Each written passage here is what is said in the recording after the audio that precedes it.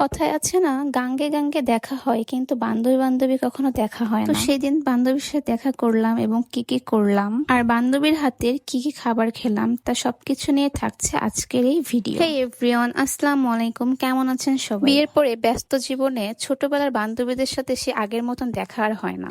যাই হোক, ইরানি সেদিন বলল যে আয়, অনেকদিন দেখা হয় না, সেই 2021 সালে দেখা হয়েছে, এরপরে আর দেখা হয় না আমাদের। বাসায় আয়, আমরা দুজন একসাথে একটু আড্ডা দিব। তারপরে চলে আসলাম ওর সাথে দেখা করতে। আসলে ছোটবেলার বান্ধবীর সাথে দেখা করার ফিলিংস যে অন্যরকম। আমি এখানে উঠতেছিলাম আর ও আমাকে রিসিভ করতেছিল আর ভিডিও করতেছিল। তারপরে আর কি দুজনে একটা ছোট ক্লিপ নিলাম, মানে ভিডিও নিলাম। ওর সাথে দেখা হওয়ার পরে মনে হচ্ছিল সে ছোটবেলায় ফিরে গেছি, একদম সে ক্লাস 2 থেকে এই পর্যন্ত ওর সাথে আমার ফ্রেন্ডশিপ। তারপরে বান্ধবী আমি আসবো দেখে অনেক কিছুই তৈরি করতেছিল। এখানেও পটেটো স্টিক ফ্রাই করতেছিল আর আমি এখানে ভিডিও করছিলাম। আর আমার পাস্তা পছন্দ দেখেও আমার জন্য পাস্তাও তৈরি করছে। পাস্তাটা অনেক মজার ছিল, সত্যি কথা বলতে। থ্যাংক ইউ দোস্ত, তুই আমার জন্য এত কিছু করছিস এত কষ্ট করে। তারপরে খাওয়া দাওয়া শেষ করে আমরা একটু গল্প করতেছিলাম আর ও আর আমি একটু ভিডিও নিচ্ছিলাম। গল্প করতে করতে কখন যে সময় শেষ হয়ে গেছে তা বলতে পারিনি। স্কুল জীবনটা একবার শেষ হয়ে গেলে তার কখনোই ফিরে আসে না। স্কুলে থাকতে প্রতিদিনই দেখা হতো আর এখন বছরে একবার। আজ এই পর্যন্ত, সব ভালো থাকবেন, আল্লাহ হাফিজ।